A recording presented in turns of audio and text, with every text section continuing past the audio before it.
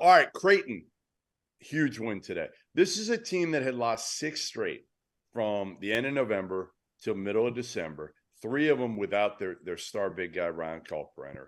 One of them when he was not himself to Nebraska. And everybody just kind of wrote him off. That was it. That was it for the Blue Jays.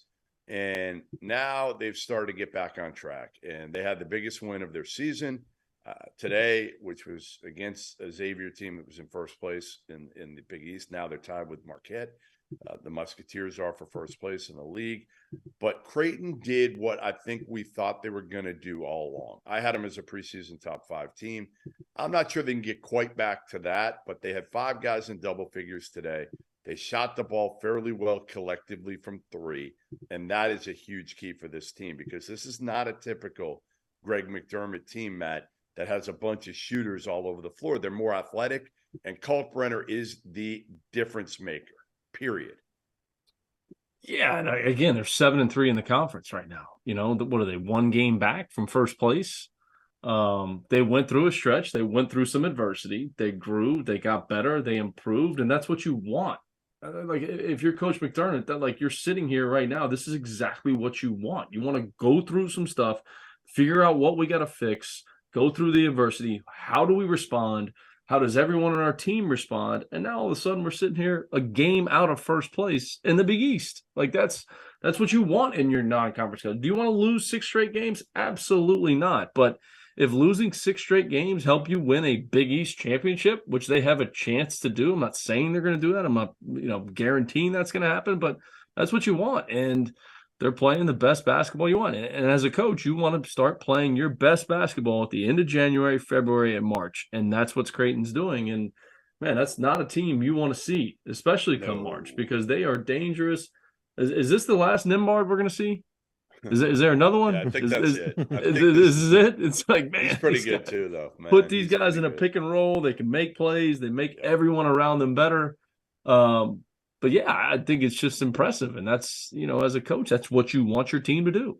Yeah. I think they are the Big East team that is best suited to making a deep run in March. Absolutely. I don't know if they're necessarily the best. They are certainly not like the best on their best day. When Marquette is playing when you get the best Marquette, I don't know how many teams in the country can beat them. When you get the best Xavier, I don't know how many teams are going to be able to put up enough points to beat either of them. But the difference, and I think what we saw today, is the difference in why I'm worried about Xavier in a one and done setting. And it's the same thing with Marquette. And if they're not making shots, if they're not playing great offensively, I don't know how else they can win a game. Creighton can win a game with their defense. Creighton can win a game because they have Ryan Kalkbrenner anchoring, and Trey Alexander is one of the best perimeter defenders that we're going to see, and Arthur Kaluma is an athlete, and Ryan Nemhard's good enough, and Baylor Shireman is good enough and can end possessions by getting defensive rebounds. They also are a team that can put up 85 points on a given night. They have 4 shooters around a big 7-footer that's a lob target. So they can win games in multiple ways. They are much less matchup dependent, I think, than some of these other teams are. I think that they're terrific. I think that if you can get them right now at Bet Rivers 50-1 odds to win a national title, what? Take it. What? 50-1 odds? They just need a little more out of their bench. It's the only thing that scares me is but how many teams do we say that about? How many teams do we say that about? Look across the country. How many teams right now are out there and you say, look, they legitimately go 8 deep, and I'm not worried about anybody past their starters. Like Kansas. We say the same thing about Kansas. Like, I don't know if they have a bench. Kentucky's basically cut their rotation down to like 6 guys, more or less. Well, they go, Livingston and Wheeler are 7. That's 7. Yeah. Yeah, but I think it's too, like when you know the rotation and, hey, listen, we're playing 8 guys and these are the minutes and I know this, I think that's even more beneficial. 8, right? But this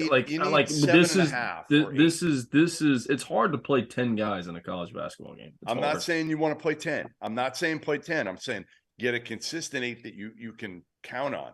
I don't think Creighton's got 8. My big worry is Miller's 8 and he doesn't play. Yeah. I mean, my big worry is like if somebody rolls an ankle in a game, like they're kind of trouble. They basically have 5. Right. They don't foul like that. The thing about Creighton is they just don't foul. ever. They had six fouls as a team today, and that was not even like that's not an outlandish thing. Ryan Kalkbrenner went through an entire season, had one game where he got more than 3 fouls last year. Like they just don't foul. So I'm not necessarily worried about that with them.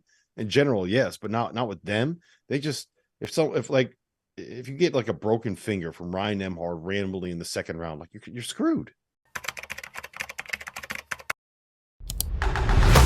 We're dropping our merch. We got to start calling Underwood Daddy Brad.